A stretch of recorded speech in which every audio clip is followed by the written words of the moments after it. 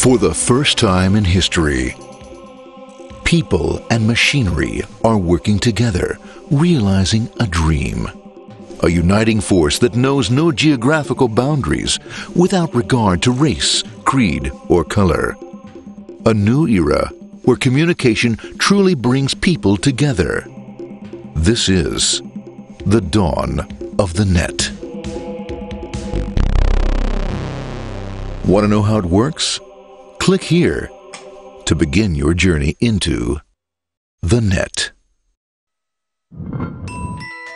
Now, exactly what happened when you clicked on that link? You started a flow of information.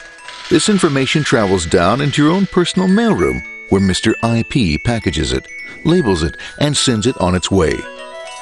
Each packet is limited in its size. The mailroom must decide how to divide the information and how to package it. Now, the package needs a label containing important information, such as sender's address, receiver's address, and the type of packet it is.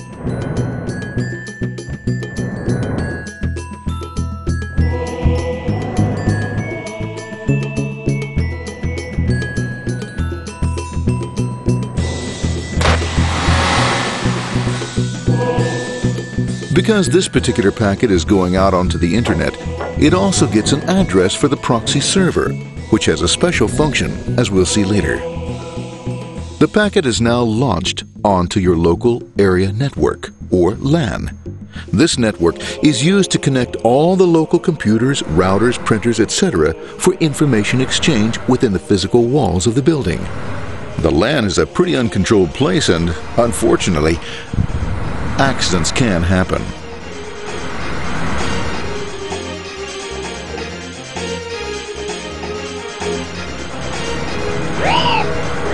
The highway of the LAN is packed with all types of information. These are IP packets, Novell packets, Apple Talk packets. They're going against traffic, as usual. The local router reads the address and, if necessary, lifts the packet onto another network. The router, a symbol of control in a seemingly disorganized world. Whoops, sorry about that. Well, let's go with this one here, this one here. Well, this one goes here, this one goes here. I don't like this one. Let's go with this one. Let's go here. A little over this left. Let's go with this one here. Another channel here. Let's put that one here. Another one there. Let's put one here. There he is. Systematic, uncaring, methodical, conservative, and sometimes not quite up to speed. Sorry. But at least he is exact, for the most part. That's the one goes there. That one was there. That one was there. That one was there. And this one was there. Well, another one that was there. That was there. He's behind. That one was still there. That was there. He was there. Oh, let's put that one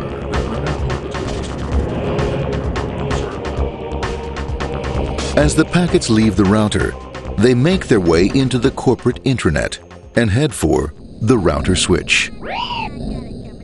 A bit more efficient than the router switch plays fast and loose with IP packets, deftly routing them along their way.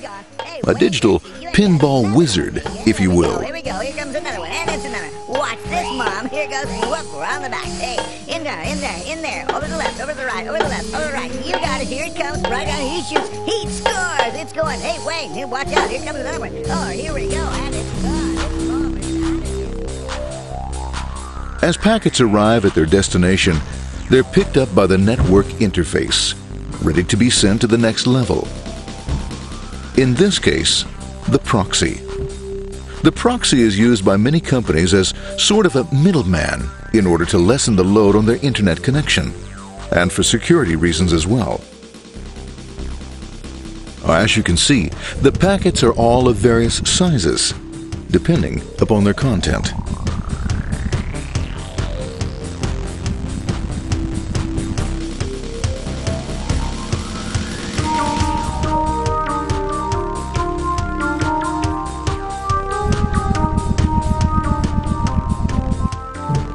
The proxy opens the packet and looks for the web address, or URL. Depending upon whether the address is acceptable, the packet is sent on to the internet.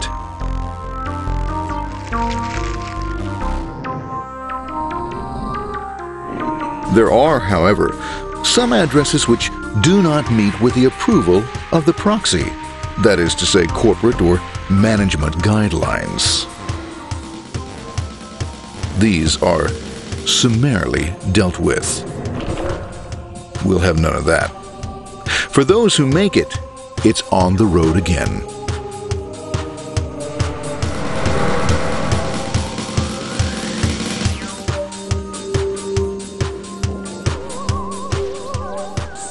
Next up, the firewall. The corporate firewall serves two purposes. It prevents some rather nasty things from the internet from coming into the intranet, and it can also prevent sensitive corporate information from being sent out onto the internet. Once through the firewall, a router picks up the packet and places it onto a much narrower road, or bandwidth, as we say. Obviously, the road is not broad enough to take them all. Now you might wonder what happens to all those packets which don't make it along the way. Well, when Mr. IP doesn't receive an acknowledgement that a packet has been received in due time, he simply sends a replacement packet. We are now ready to enter the world of the Internet. A spider web of interconnected networks which span our entire globe. Here, routers and switches establish links between networks. Now, the net is an entirely different environment than you'll find within the protected walls of your LAN. Out here, it's the Wild West. Plenty of space, plenty of opportunities, plenty of things to explore and places to go. Thanks to very little control and regulation, new ideas find fertile soil to push the envelope of their possibilities. But because of this freedom, certain dangers also lurk. You'll never know when you'll meet the dreaded ping of death. A special version of a normal request ping, which some idiot thought up to mess up unsuspecting hosts. The paths our packets take may be via satellite, telephone lines, wireless, or even transoceanic cable. They don't always take the fastest or shortest routes possible, but they will get there. Eventually. Maybe that's why it's sometimes called the worldwide wait. But when everything is working smoothly, you can circumvent the globe 5 times over at the drop of a hat. Literally. And all for the cost of a local call or less. Near the end of our destination, we'll find another firewall.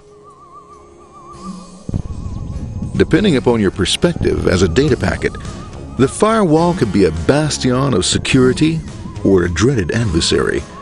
It all depends on which side you're on and what your intentions are.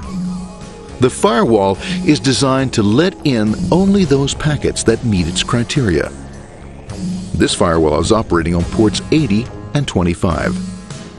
All attempts to enter through other ports are closed for business.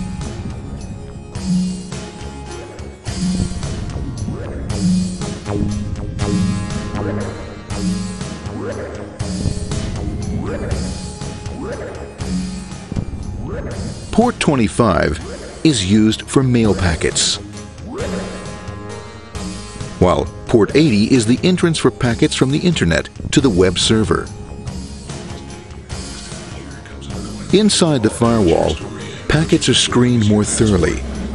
Some packets make it easily through customs, while others look just a bit dubious. Now, the firewall officer is not easily fooled, such as when this ping of death packet tries to disguise itself as a normal ping packet. It's okay, Gorham. It's okay. No problem. Have a nice day. Be out of here. Bye. For those packets lucky enough to make it this far, the journey is almost over. It's just a line up on the interface to be taken up into the web server. Nowadays, a web server can run on many things, from a mainframe to a webcam to the computer on your desk, or why not your refrigerator? With a proper setup, you can find out if you have the makings for chicken cacciatore or if you have to go shopping. Remember, this is the dawn of the net. Almost anything's possible. One by one, the packets are received, opened, and unpacked. The information they contain, that is, your request for information, is sent on to the web server application.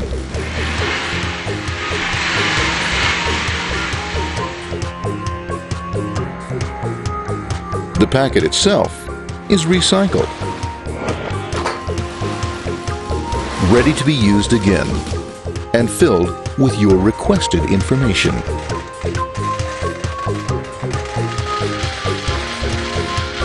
Addressed and sent out on its way back to you.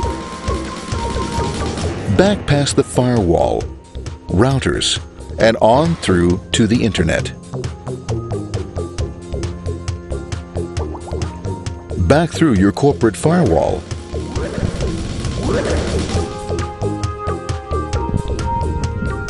And onto your interface. Ready to supply your web browser with the information you requested.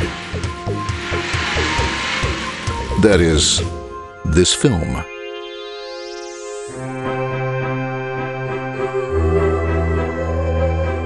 Pleased with their efforts and trusting in a better world, our trusty data packets ride off blissfully into the sunset of another day, knowing fully they have served their masters well. Now, isn't that a happy ending?